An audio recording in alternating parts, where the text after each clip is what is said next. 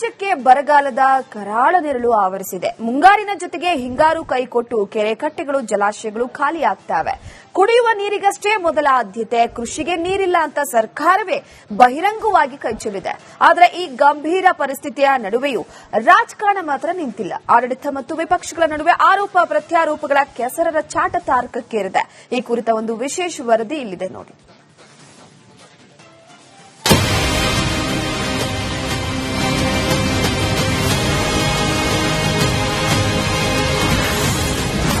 ಕರುನಾಡಲ್ಲಿ ಭೀಕರ ಬರ ಸಿಡಿಲು, ಜಟಾಪಟಿಯಲ್ಲಿ ನಾಯಕರು, ಸಂಕಷ್ಟದಲ್ಲಿ ರೈತ. ರಾಜ್ಯದಲ್ಲಿ ನಿರೀಕ್ಷೆಗಿಂತಲೂ ಭೀಕರವಾಗಿ ಬರ ಆವರಿಸಿದೆ. ಮಳೆ ಇಲ್ಲದೆ ಕಂಗಾಲಾಗಿರುವಂತಹ ರೈತರಿಗೆ ಈಗ ನೀರೂ ಇಲ್ಲ, ಬೆಳೆಯೂ ಇಲ್ಲದಂತಾಗಿದೆ. ಜಲಸಂಪನ್ಮೂಲ ಸಚಿವರು ನೀಡಿರುವಂತಹ ಹೇಳಿಕೆ ರಾಜ್ಯದ ಜಲಕ್ಷಾಮದ ನೈಜ ಚಿತ್ರಣಕ್ಕೆ ಕನ್ನಡಿ ಹಿಡಿತಾ ಇದೆ.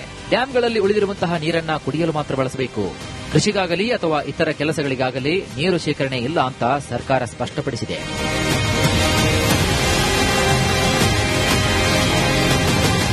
ಇತ ರಾಜ್ಯದ ರೈತರು ಹನಿ ನೀರಿಗೂ ಕೂಡ ಪರದಾಡುತ್ತಿದ್ದಾರೆ. ಆಡಳಿತ ಪಕ್ಷ ಕಾಂಗ್ರೆಸ್ ಮತ್ತು ವಿಪಕ್ಷ ಬಿಜೆಪಿ ನಡುವೆ ವಾಕ್ಸಮರ ತೀವ್ರಗೊಂಡಿದೆ. ಸರ್ಕಾರ ಬರಗಾಲ ನಿರ್ವಹಣೆಯನ್ನ ಸಂಪೂರ್ಣವಾಗಿ ನಿರ್ಲಕ್ಷ್ಯ ಮಾಡ್ತಾ ಇದೆ. ಯಾವುದೇ ಪೂರ್ವ ಸಿದ್ಧತೆ ಮಾಡಿಕೊಂಡಿಲ್ಲ, ಅಧ್ಯಯನವನ್ನೂ ಕೂಡ ಸರಿಯಾಗಿ ಮಾಡುತ್ತಿಲ್ಲ ಅಂತ ಬಿಜೆಪಿ ವಾಗ್ದಾಳಿ ನಡೆಸ್ತಾ ಇದೆ. ಬಿಜೆಪಿ ಕೆಲಸ, ಕಾಂಗ್ರೆಸ್ ಸರ್ಕಾರ ಇರುವಂತದ್ದು ಇವ್ರ ಜವಾಬ್ದಾರಿ. ಏನೇ ಸಡಿಲಿಕೆನ ತರಬೇಕು ಅಂತೀರೆ, ಈಗ ನೀತಿ ಆಯೋಗ ಅಥವಾ ಸ್ಟೇಟ್ ಇಂಟರ್ ಸ್ಟೇಟ್ ಕೌನ್ಸಿಲ್ ಇರುತ್ತೆ, ಆ ಸಭೆ ನಡೆದಾಗ ಇವ್ರು ಯಾವ ರೀತಿಯಾದಂಥ ಬೇಡಿಕೆಗಳಿದೆಯೋ ಆ ಬೇಡಿಕೆನ ಆಗ ಮಂಡಿಸ್ಬೋದು, ಚರ್ಚೆ ಮಾಡ್ಬೋದು, ಸಂಪರ್ಕ ಮಾಡ್ಬೋದು, ಮಾತಾಡಿಸ್ಬೋದು, ಮಾತುಕತೆ ಮಾಡ್ಬೋದು. ಇದ್ಯಾವುದು ಮಾಡ್ತಾ ಇಲ್ಲ. ಸಭೆನೇ ನಡೆಸಿಲ್ಲ. ಹೆಂಗ್ ಸಭೆನೇ ನಡೀತಾ ಇರ್ತದ? ಈಗೆಲ್ಲ ಸಭೆಗಳು ನಡೀತಾನೆ ಇರುತ್ತೆ.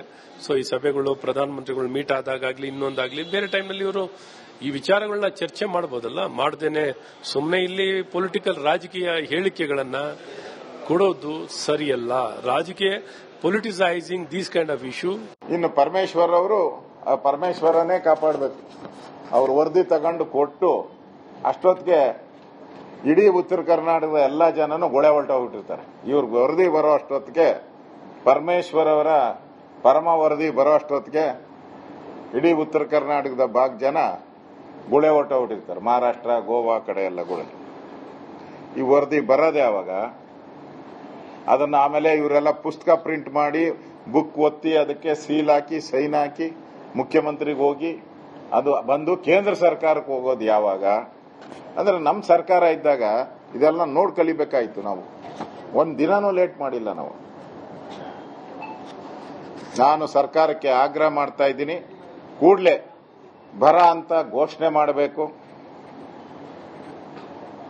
ಪ್ರತಿ ತಾಲೂಕಿಗೆ ಕುಡಿಯೋ ನೀರಿರ್ಬೋದು, ಮೇವಿರ್ಬೋದು, ಇವಕ್ಕೆ 20 ಕೋಟಿ ರೂಪಾಯಿ, ಪ್ರತಿ ತಾಲೂಕಿಗೆ 20 ಕೋಟಿ ರೂಪಾಯಿ ಹಣ ಬಿಡುಗಡೆ ಮಾಡಬೇಕು. 1 ಕೋಟಿ ಬಿಡುಗಡೆ ಮಾಡಿದೆ. ಆದರೆ ವಿಪಕ್ಷದ ಈ ಆರೋಪಕ್ಕೂ ತಿರುಗೇಟು ಕೂಡ ವ್ಯಕ್ತವಾಗಿದೆ ನೋಡಿ. ಕೇವಲ ಸರ್ಕಾರದ ಮೇಲೆ ಬೆರಳು ತೋರಿಸಿದರೆ ಸಾಲದು, ವಿಪಕ್ಷವಾಗಿ ಬಿಜೆಪಿ ತನ್ನ ಜವಾಬ್ದಾರಿಯನ್ನ ಸರಿಯಾಗಿ ನಿರ್ವಹಿಸಿದೆ ಎಂಬ ಪ್ರಶ್ನೆಯನ್ನು ಮೂಡ್ತಾ ಇದೆ. ಮಾಜಿ ಕಂದಾಯ ಸಚಿವರಾಗಿ ಬರ ನಿರ್ವಹಣೆಯ ಅನುಭವ ಹೊಂದಿರುವಂತಹ ಆರ್ ಅಶೋಕ್ ಅವರು ಪ್ರಸ್ತುತ ವಿಪಕ್ಷ ನಾಯಕರಾಗಿದ್ದಾರೆ. ಹಾಗಿದ್ರೂ ತಮ್ಮ ಪಕ್ಷದ ಮಟ್ಟದಲ್ಲಿ ಶೀಘ್ರವಾಗಿ ಬರ ಸರ್ವೆ ನಡೆಸಿ ಸರ್ಕಾರಕ್ಕೆ ವರದಿ ಸಲ್ಲಿಸಲು ಅವರಿಗೆ ಯಾಕೆ ಸಾಧ್ಯವಾಗಲಿಲ್ಲ ಎಂಬ ಪ್ರತ್ಯಾರೋಪಗಳು ಕೂಡ ಕೇಳಿಬರುತ್ತಿವೆ. ಬರದ ಛಾಯೆ ಬಹಳ ದೊಡ್ಡ ಪ್ರಮಾಣದಲ್ಲಿ ಕಾಣಿಸ್ತಾ ಇದೆ. ಅದಕ್ಕೆ ನಾವು ಕೇಂದ್ರ ಸರ್ಕಾರವನ್ನು ಕೂಡ ನಮಗೆ ಸಹಾಯ ಹಸ್ತ ನೀಡಬೇಕು, ಹಣ ಕೊಡಬೇಕು ಮತ್ತು ಕೆಲವು ನಿಯಮಗಳನ್ನು ಸಡಿಲ ಮಾಡಬೇಕು ಅಂತೇಳಿ ನಾನು ಕೂಡ ಪತ್ರ ಬರೆದಿದ್ದೇನೆ ಮತ್ತು ಮಾನ್ಯ ಮುಖ್ಯಮಂತ್ರಿಗಳು ಕೂಡ ಬರೆದಿದ್ದಾರೆ. ಅಧಿಕಾರಕ್ಕಾಗಿ ಕಾಂಗ್ರೆಸ್ ಬಿಜೆಪಿ ನಡುವೆ ರಾಜಕೀಯ ಕೆಸರೆರಚಾಟ ನಿರಂತರವಾಗಿ ನಡೀತಾ ಇದೆ. ಆದರೆ ಈ ರಾಜಕೀಯ ಜಟಾಪಟಿಯ ಮಧ್ಯೆ ನಿಜವಾಗಿ ನಡುತ್ತಾ ಇರುವುದು ಮಾತ್ರ ರಾಜ್ಯದ ಅನ್ನದಾತ. ಬೆಳೆ ನಷ್ಟ, ಕುಡಿಯುವ ನೀರಿನ ಅಭಾವ, ಸಾಲದ ಶೂಲದಿಂದ ಕಂಗಾಲಾಗಿರುವಂತಹ ರೈತನಿಗೆ ಈಗ ಬೇಕಾಗಿರುವುದು ರಾಜಕೀಯ ಆರೋಪಗಳಲ್ಲ, ಬದಲಿಗೆ ತಕ್ಷಣದ ಪರಿಹಾರ ಮತ್ತು ಸಾಂತ್ವನ.